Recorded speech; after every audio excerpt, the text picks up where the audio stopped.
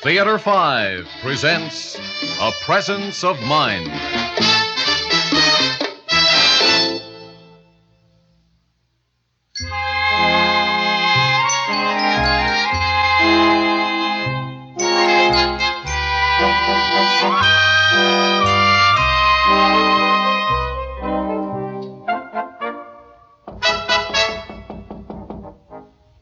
Don Alonso. Don Alonso. Yes? Yes, Inez. It is almost time, senor. They will perhaps soon be here. Inez, when have you become so delicate not to enter my library? It is different today, Don Alonso. How can I enter a room when it may no longer belong to us? Oh, you must not grieve, Inez. Come, you will drink with me a glass of Madeira. Not grieve when the hacienda de Alvarado will be sold to the American. 70 years I have served your house, Don Alonso. You can tell me not to grieve. Times change. There is now no need for such a great house. But where will you do the writing of the books? Oh, perhaps my writing is not so important. No one seems to buy the books. And if they consent to buy the house, Inez, you and I will be able to live in the guest cottage. A cottage? The grandchildren will visit Don Alonso in a cottage. My dear Inez, you are more proud than the Alvarados themselves. The greatest house in all Mexico should not be sold. 400 years it has been the hacienda de Alvarado. Ah, splendid. You have placed the wine before the fire. In the cottage, there is no fire. How will I warm your wine with no fire? The Americans come by strict appointment. Let them in. Hello, Charles Metcalf. Good evening, Doña Inez. Come in, Senora Metcalf. Welcome to Hacienda de Alvarado. Thank you, Don Alonso. Good evening, sir. The more so now that you are here. Inez, 2 more glasses, please. Oh, Charles, isn't it magnificent? I forget between visits how grand the place is. Thank you, Inez. You are fond of Madeira, Senora? Yes. This is of the 97. Oh, Charles, I'm just enchanted with this house. Yes, indeed. In all candor, Senora, I must warn you there are certain disadvantages. It is very damp. There are drafts, poor plumbing, the lights fail. But you expect that in a place so old. And we are growing older, Inez and I. As the only servant in the house, she finds the tasks rather difficult.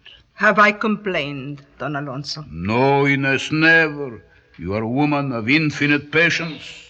You have told them of drafts and poor plumbing. But there is one thing you do not mention. What is that? You have not spoken of Don Pedro. Oh, I am sure they would not care to hear about that. Don Pedro. A mere tiresome story, Senora. Well, then, you are both fond of the house, yes? Well, you knew how I felt about it, and I think Margaret's made herself clear. Oh, I just love it. But I feel somehow so guilty. Guilty? I mean, your family's lived here so long. Now, don't give him a chance to withdraw the offer. Shall I have our attorney call on you? That would be agreeable, Senor. Yes. I wonder, Don Alonso, would you mind if we went through the rooms once more? Oh, I would wish it, Senora. Please, Inez. Oh, no, you needn't come with us. We know the way. Will you excuse us, Don Alonso? Of course. You will miss it, yes? The tapestry, the library, the paintings. Oh, yes, Inez. I will miss it.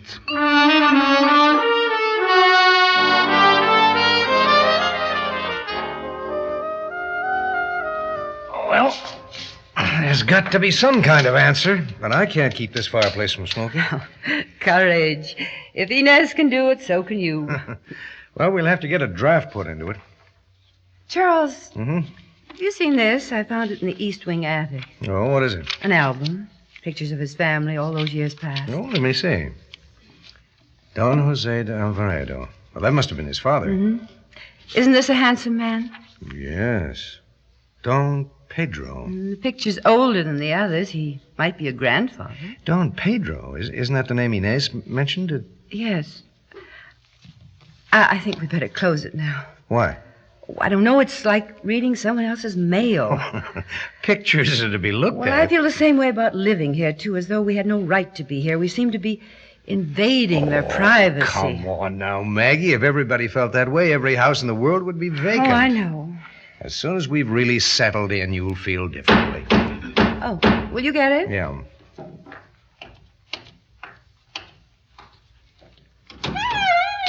Oh, Inez, come in. Oh, how nice to see you, Inez, but you look tired. Sit down.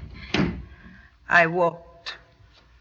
It is too far from the cottage to walk. Can I get you anything? No. I would not have come if the gift had not been so great. Gift? Don Alonso has told me to welcome you and to give you the keys. Keys? To what? He has told me to say that the wine in the cellar is a gift of Casa de Alvarado. The wine? He is a man of much heart. But, Inez, it must be worth He it. does not count the worth, Senora. He says only that the wine belongs to the house. The house belongs to you. Oh, I don't think we Please, can... Senor, do not refuse him. This has given him much pleasure. Well... Now I go back. No. Not without a rest, Inez. Please sit down. Look, there's something I wanted to ask you. Have you seen this album before? See, the book of the pictures. It was the pleasure of Don Alonso's father. The beautiful Doña Estela. Is this his father? Don Jose, see. And who's this? Yes. Don Pedro. Who was he? A great uncle to Don Alonso. You have not heard him. Heard who? Don Pedro. What? He is the ghost who haunts Casa de Alvarado. He does what? Ghost? Si, senor. He was to marry the beautiful Doña Estela, this senorita, but on the wedding day, the beautiful Doña Estela was riding her favorite horse here in front of the hacienda. She was thrown from the horse and killed. Oh, how goodness. terrible. Don Pedro ran to her, but he could do nothing. He went to the tower room. A day he did not come down. 2 days, a week. No one could bring him from the room. He did not eat. By the end of the month, he was dead. Now, sometimes at night, we hear him in the halls, calling to Doña Estela. I noticed that the tower room was locked. Si, senora. It was thought best. I go now. I'll drive you back. No.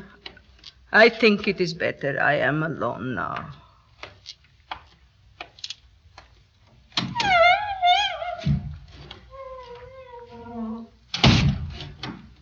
Charles? I don't know. But surely the story Oh, can't. Of course not. It's the kind of legend that's always told about places like this. Yes, of course.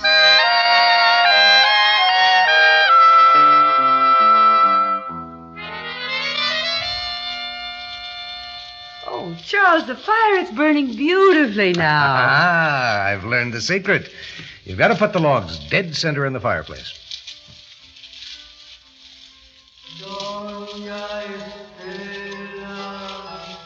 Did you hear something? No. We'll have to cut it down, that's all. What? That big acacia tree, the branches rub against the tower roof.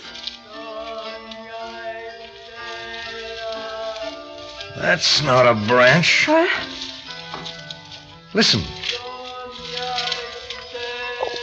Charles, Oh, all right, just hold on to yourself. Now, I'm going up there. you're not doing any such thing. I've got to find You're out not what's... going to find out anything.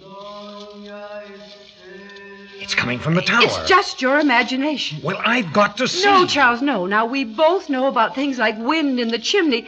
We'll just ask Don Alonso. I'll call him tomorrow. Now, sit down and read your book. I'll call him tomorrow. Doña Estela.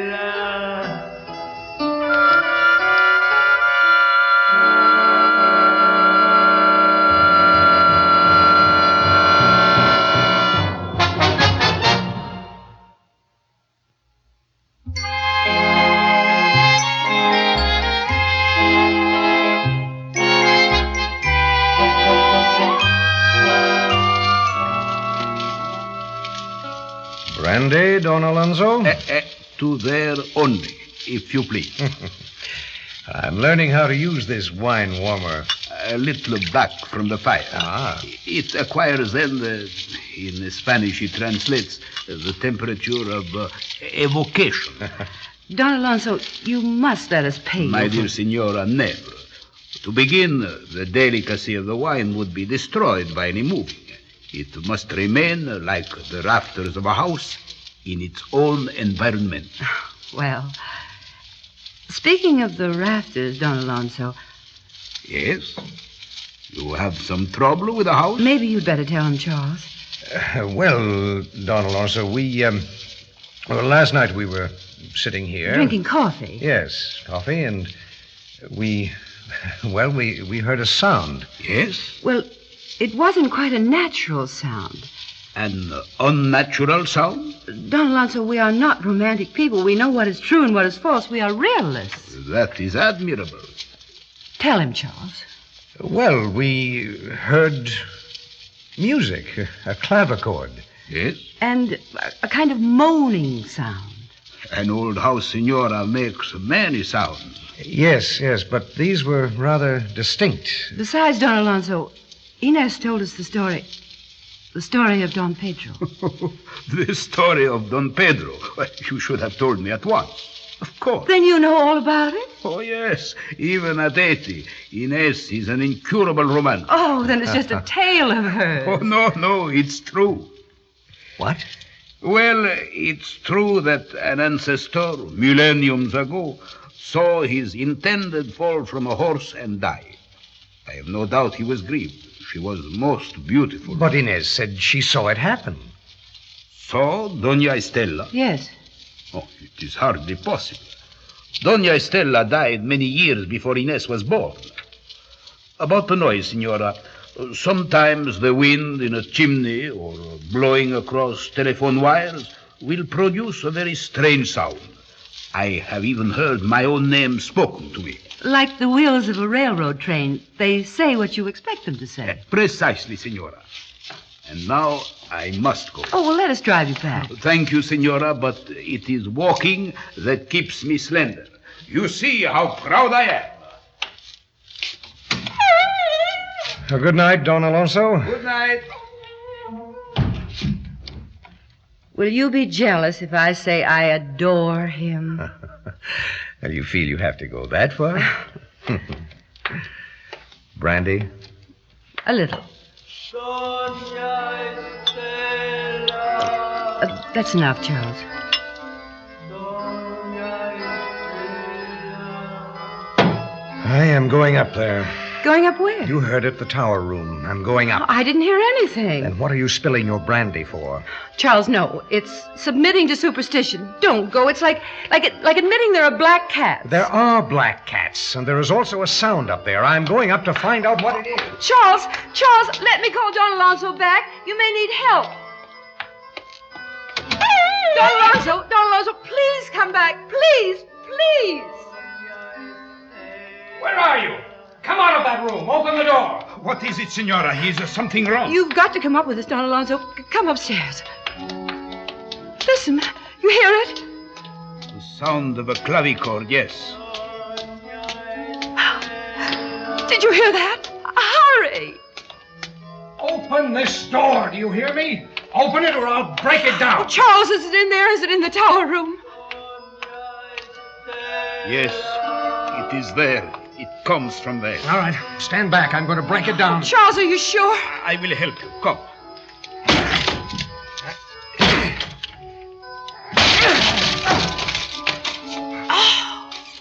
Inez Castelar. Please, Don Alonso. Please to understand. Inez, I do not know what to say to you. This is a shocking and a graceless thing. See, I know, Don Alonso. How could you so humiliate us with our good neighbors? For you, Don Alonso. You should not leave the hacienda. Do not hate me for it, Don Alonso. No, but why did you do this thing? To make it right, Don Alonso. To make you come back to Casa de Alvaredo, where the great family lived, where you belong. You have been slipping away at night to do this. See, no one else should live here. It is your home until you die, the home of your noble family. And you hope to frighten them away? See, to bring you back to your library, back to the paintings and the tapestry. Senor, I do not know how to apologize. I don't think an apology is called for, Don Alonso. No. I am a stupid old woman, Don Alonso. No, Inez. You wish the best for me. But I am more than happy in the cottage. The rooms are dry and light, and I do not have to climb the stairs to my room at night. I awaken fresh in the morning to begin my work. You prefer the cottage? Not only for myself, but for you, Inez. The work there is no burden, yes? No, it is very easy. I am too old to carry the heavy logs. Then come, yes? Senora, will you forgive my lack of gentility? Of course, Inez. Certainly, Inez. Gracias. We understand. You are very kind to her, and to me. Come, Inez. Oh, Don Alonso, I wanted only what is good for you. I know. I think I'll cry. Go right ahead. Have you ever seen such loyalty? Hers or his? They put my mind more at ease. They really do prefer the cottage. Had you been feeling that we'd thrown them out? Yes, but I don't now. I think we can begin to live here now. Oh, I love the place so much, Charles. There's only one thing I'm sorry about. What? You really want to know? That we have no ghost. No Don Pedro. Oh, well, you can't have everything. Oh, the room is so beautiful by firelight. Come on.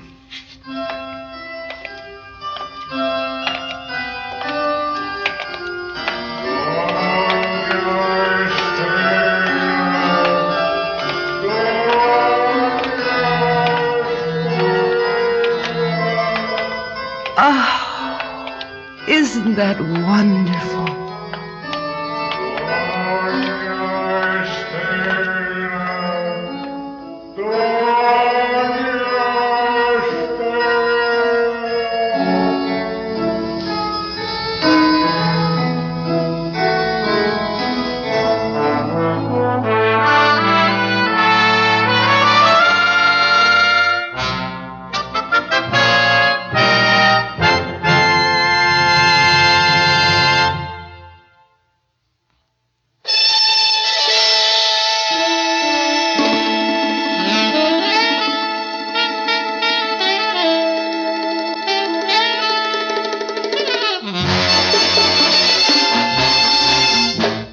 Theater 5 has presented A Presence of Mind, written by Richard McCracken and directed by Ted Bell. In the cast, Bryna Raeburn, Court Benson, Grace Matthews, and Guy Sorel. Audio engineer Marty Folia. Sound technician Ed Blaney. Script editor Jack C. Wilson. Original music by Alexander Vlastotsenko. Orchestra under the direction of Glenn Osser.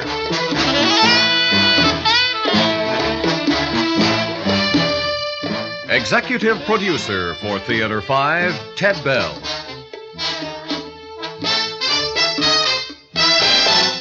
We invite your comments. Write to Theater 5, New York 23, New York. That's Theater 5, New York 23, New York.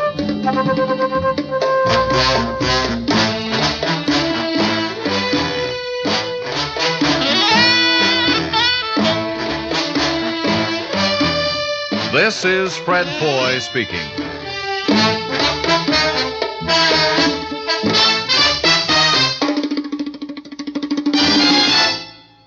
This has been an ABC Radio Network production.